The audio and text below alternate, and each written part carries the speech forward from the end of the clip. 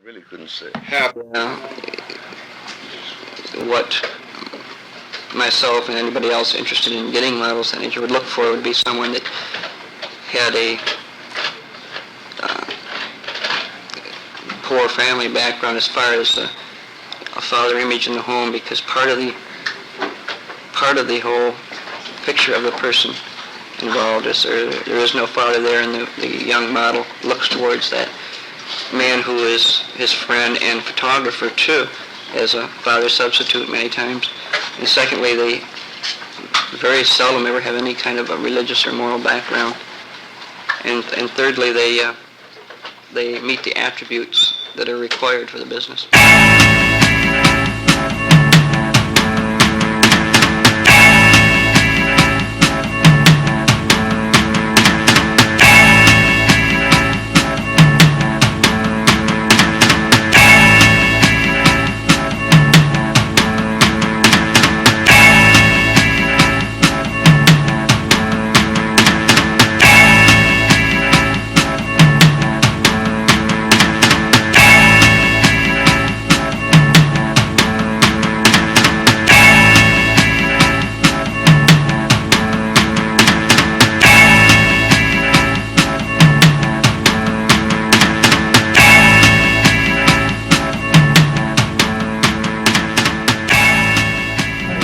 Yeah, well, look, I can live with it.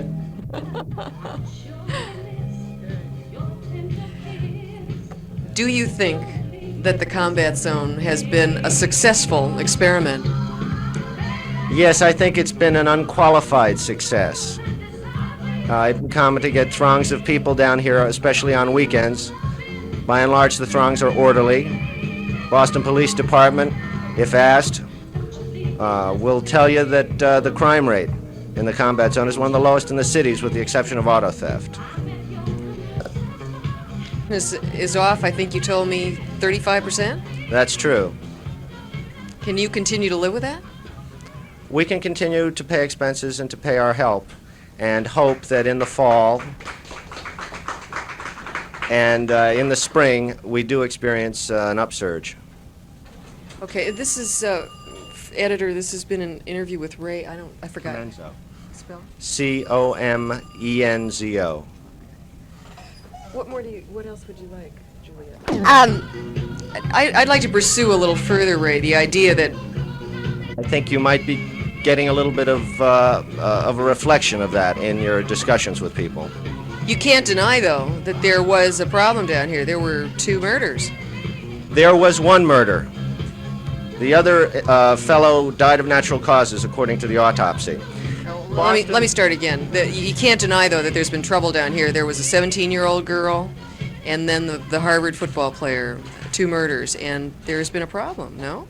Boston has averaged 100 murders a year for the past 7 years. In the past 7 years, there has been 1 murder within the confines of the combat zone, and that was a tragedy. No one is going to deny that. But that 1 murder has received 1,000 times the publicity than all the 700 other murders combined. Okay. Yeah, I know. Somebody else get that? The reason... Got it now. The reason why people talk about the combat zone being closed down in the next year may murder. Well, in the city of Boston over the past 7 years, the average murder rate has been 100 per year.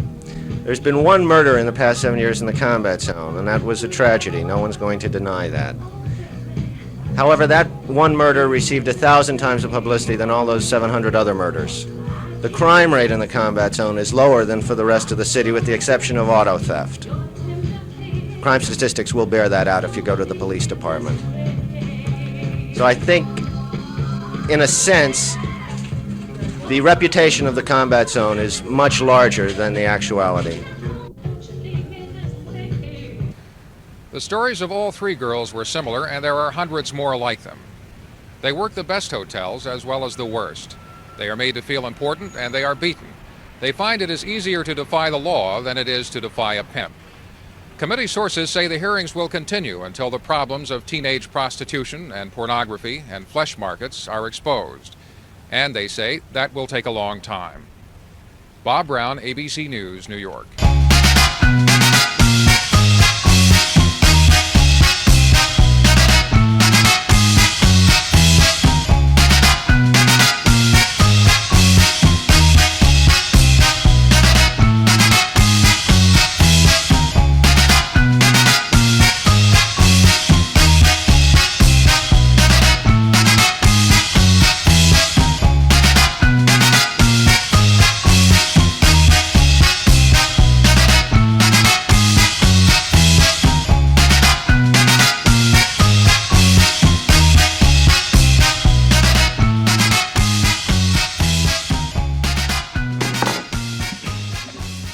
Good morning. The Subcommittee on Crime is beginning its hearings on a number of quite similar bills prohibiting the sexual exploitation of children and the transportation in interstate and foreign commerce of photographs of interstate commerce. It's clear that a considerable number of the persons purchasing the film and other sexual abuse of children, which of course further widens the vicious circle of physical and photographic abuse. The perpetrators of these acts use as money, drugs, and representations of friendship to entice their young children in these practices. Such conduct on the part of the persons in place of parents that specialize in pornographic materials. However, there is growing evidence that child abusers and other persons desirous of receiving these photos and films are developing their own production and distribution network. This usually operating out of the trunk of the car or a single post office box, but increasingly the operations are growing larger, or not just the photo, due to the fact that public attention has at last been focused on the practices. If the practices are rapidly proliferating, what are the causal factors contributing to this? Is the problem we're addressing a monolithic of children and adults involved in these practices ought to be addressed? What is the impact of parental unemployment, the breakdown of family and... My name is Frank Osanka. I'm an associate professor of social justice and sociology at Lewis University. I think it's important to point out in the context of these hearings that my mother died the day I was born, my father died a few years later, so I was raised in the foster care system and the institutional system. And as such, I became street sophisticated far earlier than I became intellectually sophisticated, if I'm that at this time. I think it's important to establish that baseline because we're dealing with, in many cases, with vulnerable children who are dependent on the system. The act and the depiction of the act of children in explicit sexual interaction is a clear case of child abuse and or child neglect. Existing child abuse and neglect statutes should be strengthened to provide strong criminal penalties for all adult participants, from the camera person to the adult bookstore clerk. The law should be so specific that even the act of selling such pornography be interpreted as a party to the child abuse and neglect. I realize that these are extreme measures, but the socially corrupting nature of child pornography and the current inability of the criminal justice system to stop it demand strong protective legislation. In my view, a person who purchases child pornography is a party to child abuse, since his purchase will ensure a profit for the pornographer and thereby guarantee abuse of additional children through the production of new items. The purchase is also a reward to the pornographer for the child abuse he has already commissioned. The incidences of child abuse and sexual abuse is on the rise in the United States, and this form of social deviance will be made worse by the introduction and widespread distribution of the various forms of pornography utilizing children as the principal sex object. Such materials, in my view, represent a socially disintegrating assault upon basic moral principles of American society. More immediate, child pornography is a clear case of child abuse and neglect with the potential for immediate and long-term damage to the children, and perhaps the adult reader involved. As a concerned citizen, as a responsible scholar, and as a startled father of four, I urge the Congress of the United States to take immediate remedial action to provide adequate legal provisions to guarantee secure maximum protection for American children from this insidious commercial exploitation of children's vulnerabilities, which is at the same time clearly child abuse and neglect. I urge the designers of such legislation to go to great lengths to ensure that the sexual use of children in pornography be viewed as child abuse and or neglect.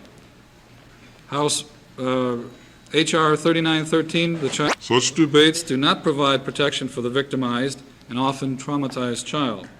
The sexual abuse of children in pornography is demonstrably child abuse and neglect, and is a clear danger to the dependent children involved and to the moral fiber of the American society.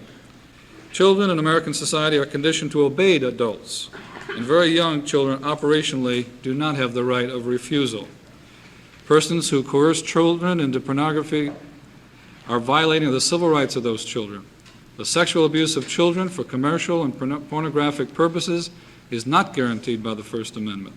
Some may debate the degree of obscenity that is involved in the sexual exploitation of children, but none can deny that such insidious manipulations are clearly child abuse and or neglect. Offenders under this definition must be vigorously pursued and severely punished. While I personally favor clinical treatment of individual sexual molesters, I urge the provision of strong penalties for American pornographers convicted of using children in pornography.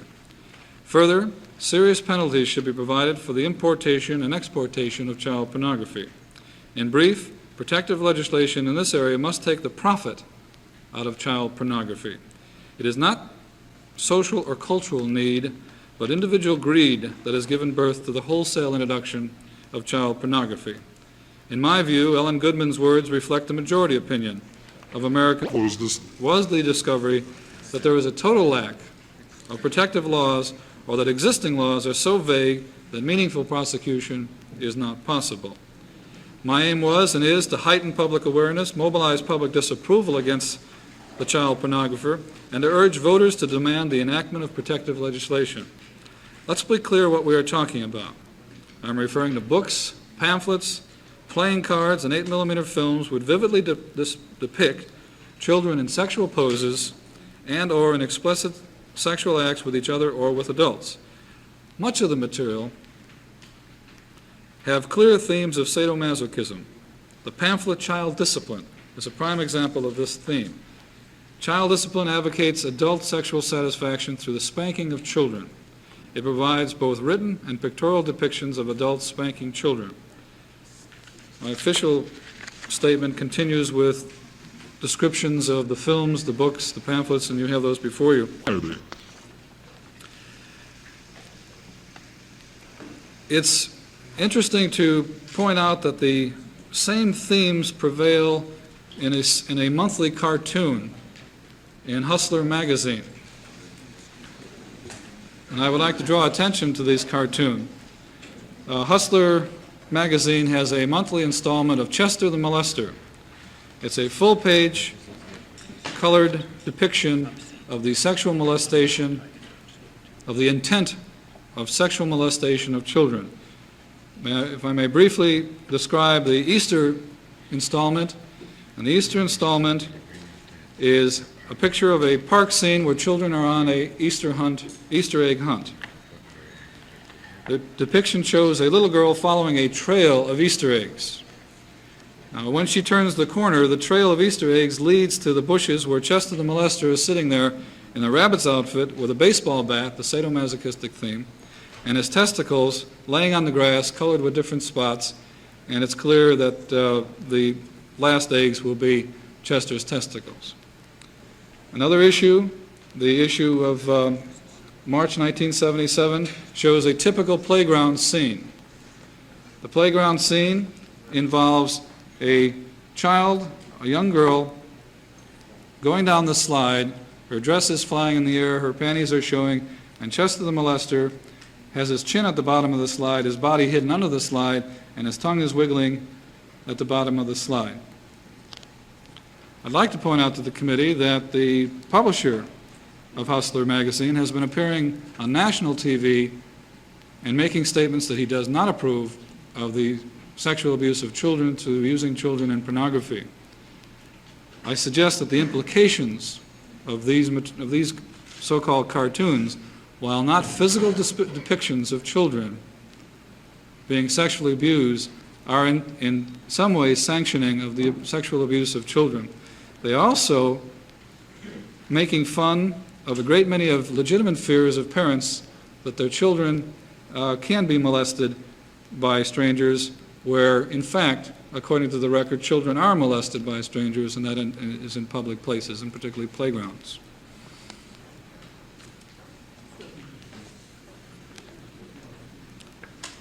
Special attention should be given to the potential damage. Oh, excuse me. Each issue has the Chest of the Molester series. They also have an ad for Chest of the Molester t-shirts. And I won't read the description of the ad, but it's in the public record. I would like to express for the record some concern of another ad that's here. And that is because it involves the federal dollars to Hustler magazine. The National Committee for the Prevention of Child Abuse has purchased an ad in Hustler magazine, as they have in other magazines, to heighten public awareness of the need to control abuse of children.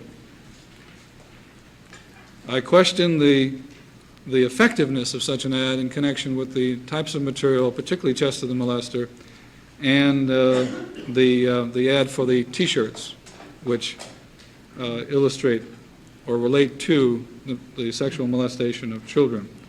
I've distributed the ad along with the other material from National Center on Child Abuse and Neglect, Department of Health, Education, and Welfare. Special attention should be given to the potential damage that this kind of child abuse can have on the children involved. I hope you will ask me specific questions during the question and answer session. In the meantime, the following charts and attachments will give you some idea where the pornographers get the children that they exploit, rather than read. Federal legislation is needed. Would you be satisfied, Professor Osanka, and we appreciate your work in the area, if we were to determine that there could be an improvement in law enforcement of the existing state and federal legislation so that there might not be a need for additional federal legislation? Representative Conyers, I will not be satisfied until fail-safe safeguards are provided for children from this kind of abuse. Our judicial system is such that children who are molested, children who are victims of intra-family sexual abuse, incest, very seldom receive justice or protection. The judicial system is inadequate to their needs. And I would suggest, in my view, that you are referring to those very same existing laws. And they were ineffectual in cases of sexual molestation of children, both strangers and known to the children. So I would assume that it will be as ineffectual in cases of the sexual abuse of children through pornography. Well, if we pass another federal law and it becomes an ineffectual in prosecuting the same cases, that wouldn't make us any better off, would it?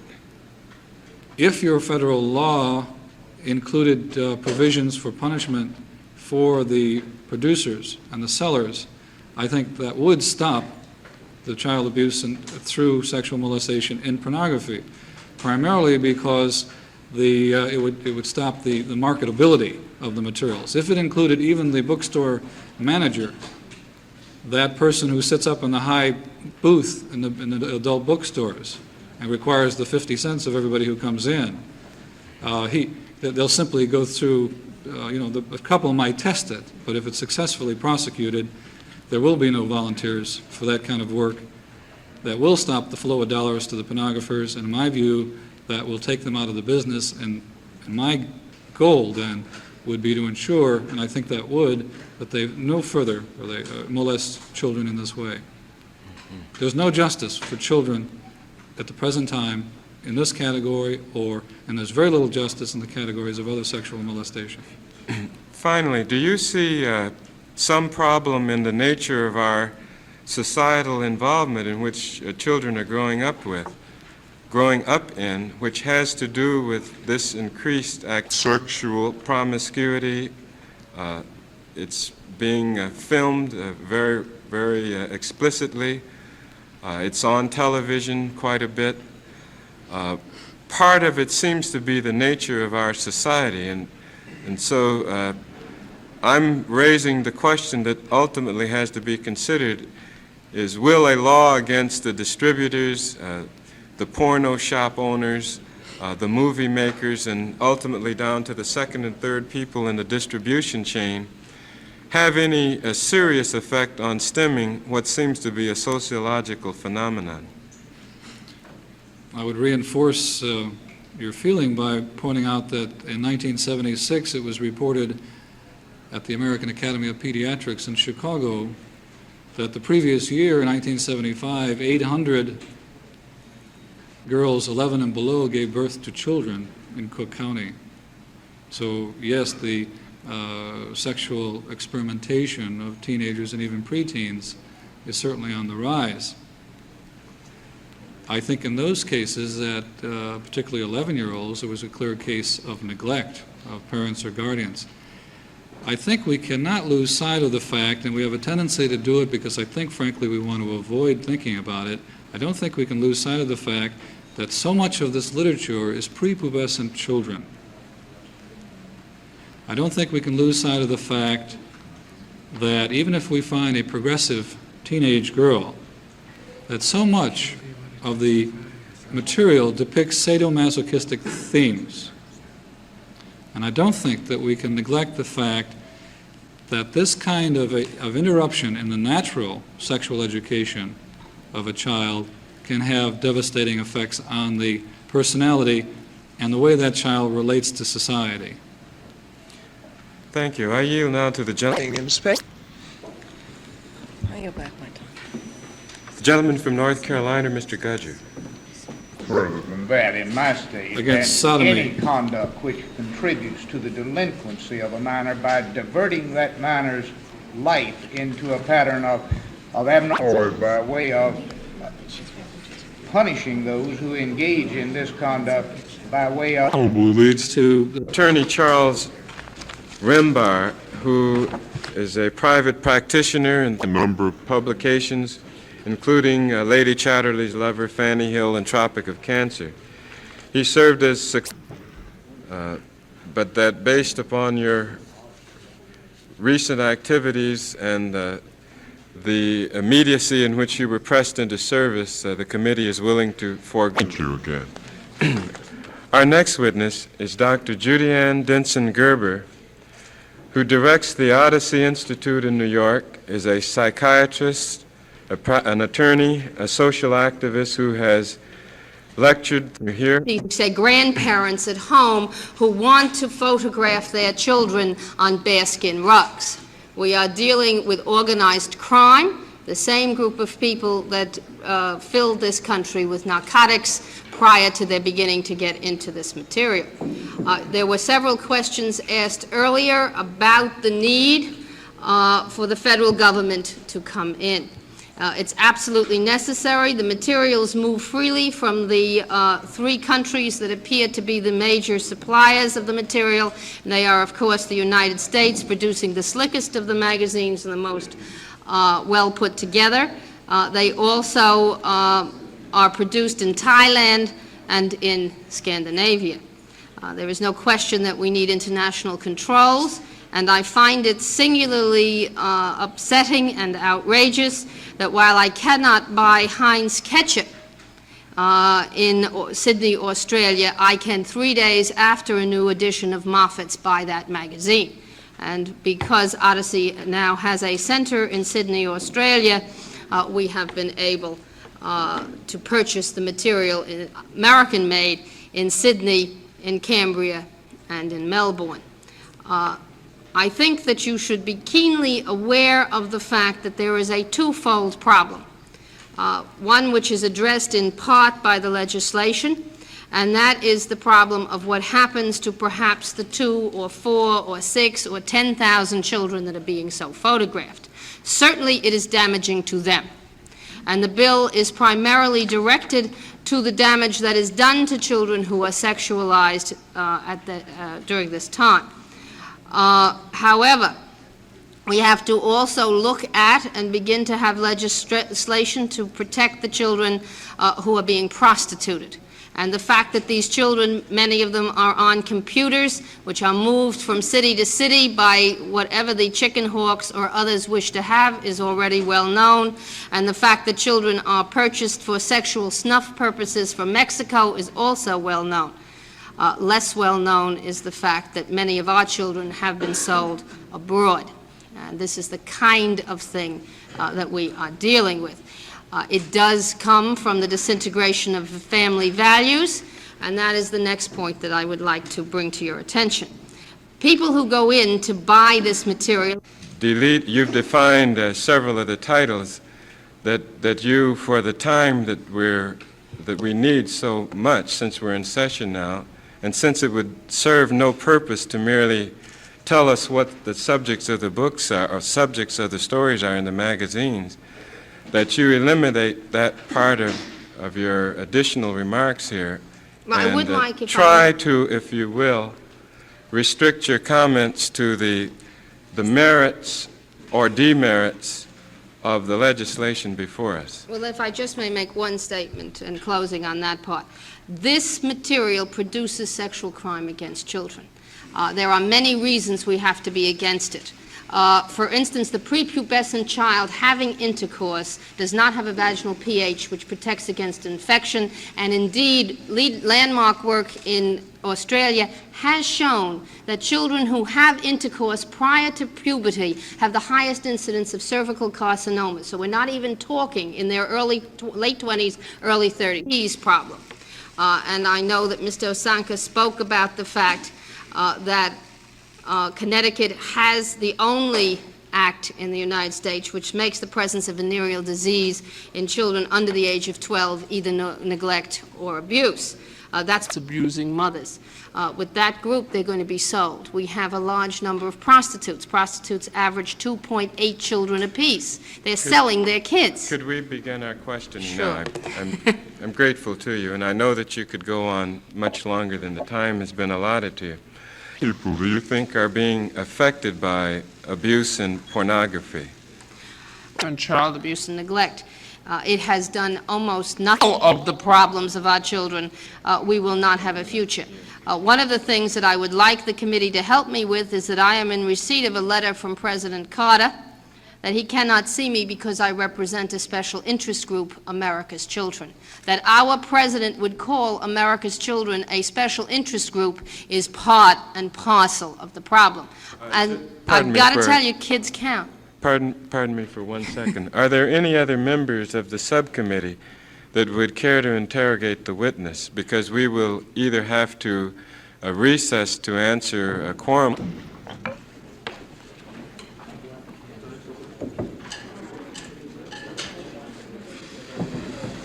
Hi, how are you doing? Yeah, good to see you. Let me ask you.